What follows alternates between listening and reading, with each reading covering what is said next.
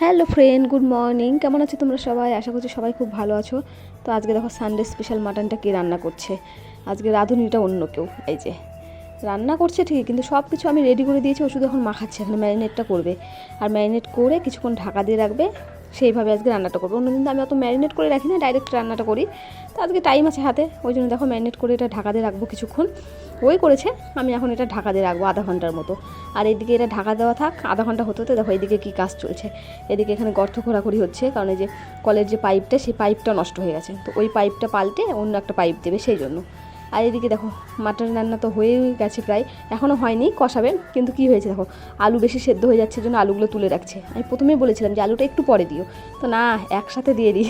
তো এখন পরে তুলে রাখছে। তো রান্না কমপ্লিট। এই যে দেখো ফাইনাল লুকটা বেশ ভালো হয়েছিল। আর তেলটা আমি ইচ্ছে করে কম দিয়েছিলাম, খেতেও ভালো হয়েছিল। তো রাঁধুনি নিজে রান্না করেছে, তো ওই জন্য দেখো এক্সপ্রেশনটাই আলাদা।